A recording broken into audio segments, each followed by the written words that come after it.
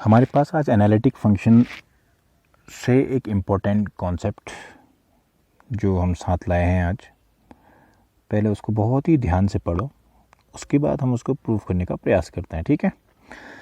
Suppose that F is analytic function in any domain D. ध्यान देना, domain दिया हुआ है, डोमेन कोई सेट नहीं है, हाँ डोमेन है।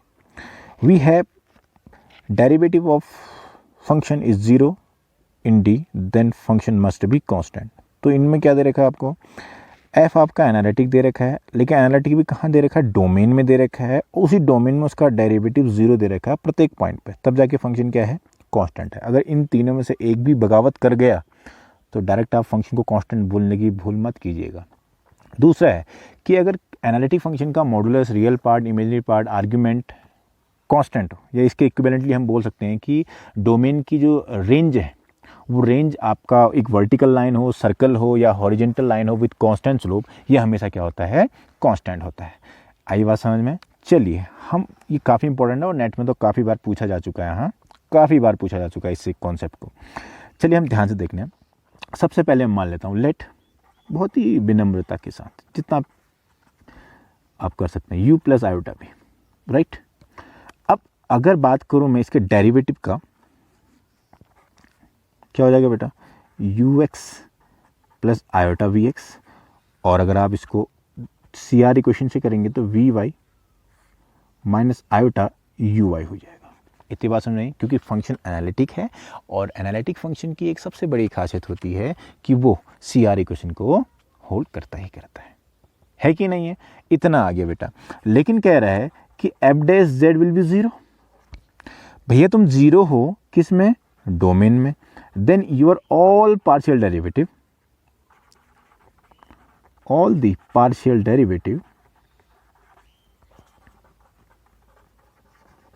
the partial derivative of u and v on domain D is 0 या आर 0।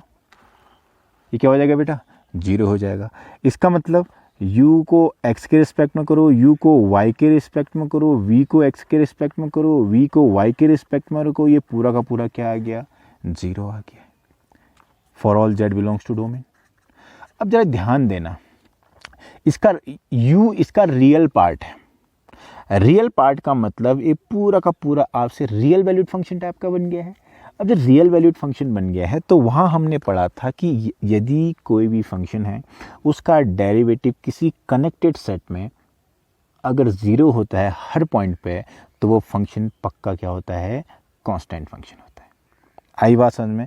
ध्यान देना, एक बिंदु जो मैंने बोला था, कनेक्टेड सेट, किसी भी रियल वैल्यूड फंक्शन का अगर किसी कनेक्टेड सेट में डेरिवेटिव 0 है तो फंक्शन पक्का क्या होगा, कांस्टेंट होगा। तो इसका मतलब यहाँ से हम डायरेक्ट बोल सकते हैं, अब लिखने की आवश्यकता तो नहीं है, हम बोल देंगे क्या, we know from real analysis that if f is a function which is real valued differentiable function of real variable and its derivative will be 0 for all point in domain, then function must be constant। तो यहाँ से मैं direct बोल सकता हूँ u is constant, हाँ या ना। अगर u constant है तो v कहेगा मेरे साथ क्या दुश्मनी है प्रभु, v is also constant। और जब u भी कांस्टेंट आ गया, v भी कांस्टेंट आ गया, तो यहाँ से एफ जेड कहेगा u प्लस आयोटा भी में भी क्या, कांस्टेंट। आई बात समझ में? तो पहला तो हमने प्रूफ कर डाला कि यदि एफ डैश जेड 0 है डोमेन में तो फंक्शन क्या है, कांस्टेंट है। आई बात समझ में? अब हम थोड़ा सा दूसरा कॉन्सेप्ट यूज करने जा रहे हैं। अब जरा ध्यान से देखना, बहुत ध्यान से देखना, ठीक है। Let z0 equals to x0 plus iota y0 be any point belongs to domain D। हमने कोई पॉइंट मान लिया डोमेन में, एंड दो नंबर मान लिए a और b, जहाँ b a से क्या है बेटा, बड़ा है। अब ध्यान देना, एक मैं लाइन खींचने जा रहा हूँ, उस लाइन में y को तो मैंने फिक्स कर दिया, लेकिन मैं x को वेरी कर रहा हूँ, कहाँ से, a और b में से मैं कुछ भी ले सकता हूँ इस ओपन इंटरवल से। यानी कि y0 आपका फिक्स है, x आपका a और b से कुछ भी ले रहे हो तो वे कैसा बनने वाली है, एक लाइन की तरह बनने वाला है। बनेगा नहीं बनेगा, क्योंकि भैया तुम्हारा इमेजिनरी पार्ट तो कांस्टेंट है, फिक्स है, लेकिन x आपका a से b कहीं भी जा सकता है। तो ये कैसी बन रही है, एक लाइन की तरह बिहेव करेगी, हाँ या ना, इतना समझ में आ गया। चलिए ठीक है, अब आगे बढ़ते हैं, बहुत अच्छे से देखना।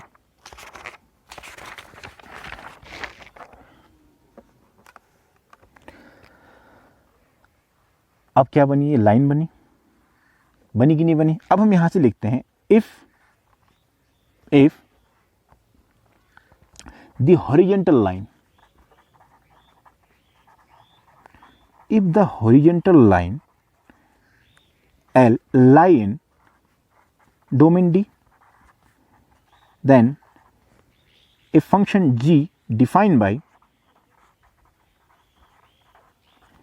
gx इक्वल्स टू, मैंने मान लिया u x तो वेरी कर रहा है, y0 को फिक्स मान लिया, यानी कि मैंने एक फंक्शन gx मान लिया जो क्या है ux y0, ठीक है।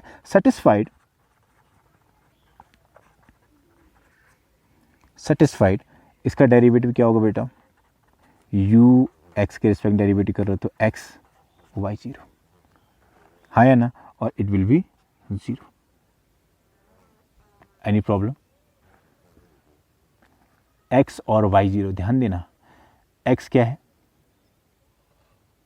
a और b इंटर में से कुछ भी वैल्यू पुट कर रहा हूँ, y0 आपका फिक्स है, तो इसका डेरिवेटिव क्या आ गया, 0 आ गया, एंड डेरिवेटिव 0 आ गया तो दिस इंप्लाइज u पक्का क्या हो गया, u इज कांस्टेंट हो गया, है कि नहीं। अगर u कांस्टेंट हो गया कहाँ पे, ऑन l, l की बात चल रही, l के अलावा कहीं पर नहीं, क्योंकि l पे क्या है, y0 आपका फिक्स है, x आपका इंटरवल a और b से कहीं से भी लाया जा रहा है, तो एक रियल वैल्यूड कांस्टेंट फंक्शन, तो डेरिवेटिव इट विल बी 0, और तो इसका मतलब u क्या हो गया आपका कांस्टेंट फंक्शन, किस में, लाइन l में।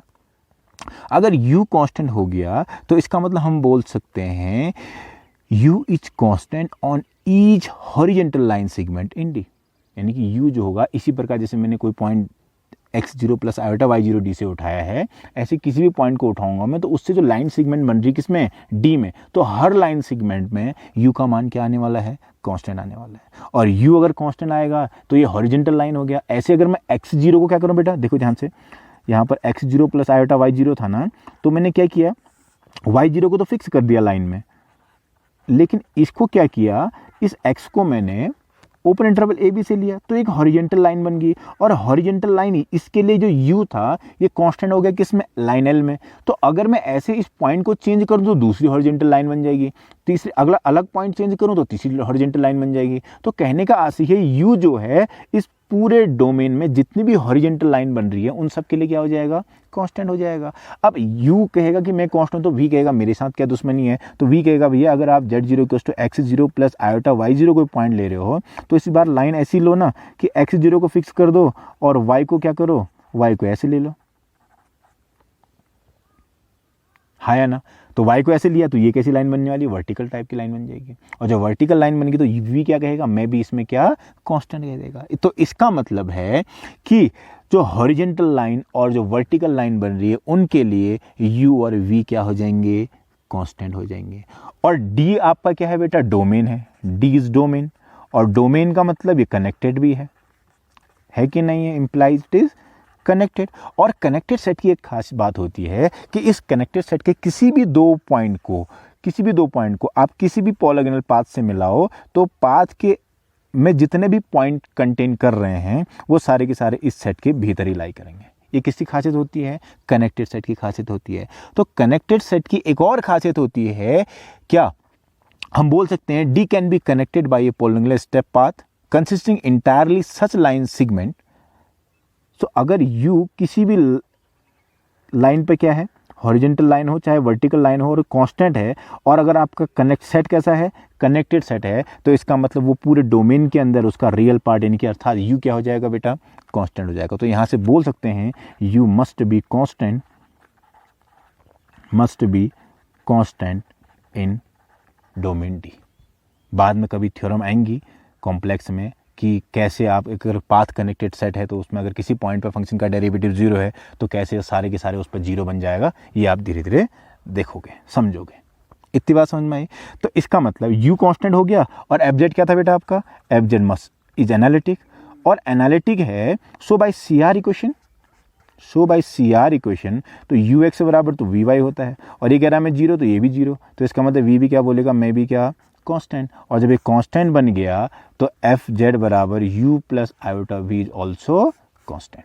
तो कुल मिला के हमने क्या सीख लिया, हमने ये सीखा कि अगर फंक्शन का डेरिवेटिव किसी कनेक्टेड सेट में जीरो है तो फंक्शन पक्का कांस्टेंट होगा। दूसरा हमने सीखा कि अगर डोमेन की इमेज हॉरिजॉन्टल लाइन आए, वर्टिकल लाइन आए, या फिर कोई सर्कल बन रहा हो तो वो पूरा का पूरा क्या आ जाएगा, कांस्टेंट आ जाएगा। है कि नहीं, ठीक हो गया।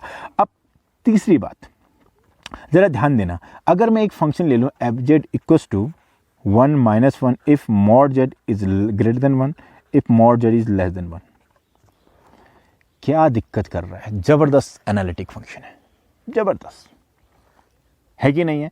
इसका डेरिवेटिव मार के देखो जरा, इसका डेरिवेटिव क्या आएगा, पक्का जीरो आ गया। तो इसका कहने का आशय ये है कि फंक्शन ये था, एनालिटिक है, और इसका डेरिवेटिव भी जीरो है जो हमारे पास गिवन सेट है, परंतु यहां पर फंक्शन आपका कांस्टेंट नहीं है। Function is not constant. क्यों नहीं है बेटा कांस्टेंट, क्योंकि 1 और -1 वैल्यू दे रहा है।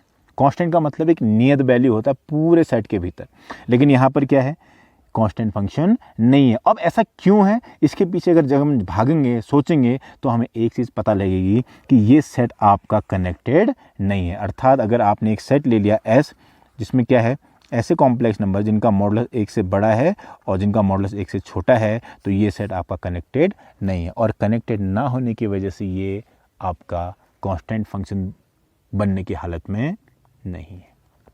तो ध्यान देना, छोटी छोटी चीज़ें हैं कि फंक्शन का डेरिवेटिव अगर जीरो आ रहा है एक डोमेन के भीतर, और डोमेन क्या होता है, कनेक्टेड सेट होता है, तब जाके उस फंक्शन, अगर उसका डेरिवेटिव जीरो आया तो फंक्शन को हम क्या बोल देंगे, कांस्टेंट बोल देंगे। लेकिन ये ऐसा एग्जांपल था जहां पर फंक्शन का डेरिवेटिव जीरो आ रहा है, फंक्शन एनालिटिक भी है, उसके बाद भी ये कांस्टेंट नहीं है। उसका मुख्य रीजन ये है कि ये जो आपका सेट था, ये सेट आपका क्या, कनेक्टेड सेट नहीं है। इतनी बात समझ में आ गई, ठीक है बेटा। अब चलिए आगे चलते हैं थोड़ा सा। अब ऐसे ही क्या है, अब ऐसे अगर मान लिया कि एफ जेड आपका एनालिटिक फंक्शन था, इसका मॉडुलस एक कांस्टेंट के आ गया, बात समझ में आई, हाँ या ना। तो मॉडुलस अगर के आ गया तो इसका मतलब U square plus we square कितना आ गया आपका, के स्क्वायर। कोई दिक्कत, हाँ या ना। अगर k बराबर जीरो है तो भैया मॉड जेड एफ जेड कहेगा मैं भी जीरो, तो इसका मतलब एफ जेड कहेगा मैं क्या, टोटली जीरो। खुश रहो भाई। लेकिन k कहेगा अगर मैं जीरो नहीं, तब तो एफ जेड के लिए मुसीबत खड़ी हो जानी है। अब मुसीबत भी क्या खड़ी होगी, ध्यान देना। अगर मैं आपसे एक बात बोलूं कि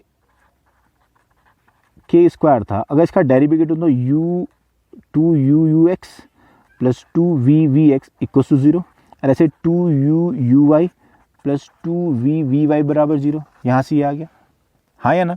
अब यहाँ से ये अगर आ गया तो बाय सी आर इक्वेशन का उपयोग करोगे तो ये इक्वेशन बेटा क्या बन जाएगी, u(x) और vx को कन्वर्ट कर दो, क्या दिक्कत है। और ऐसे ये इक्वेशन क्या बन जाएगी, u(y) और vy बराबर ux होता तो ये हो जाएगा vux इक्वल्स टू जीरो, है कि नहीं।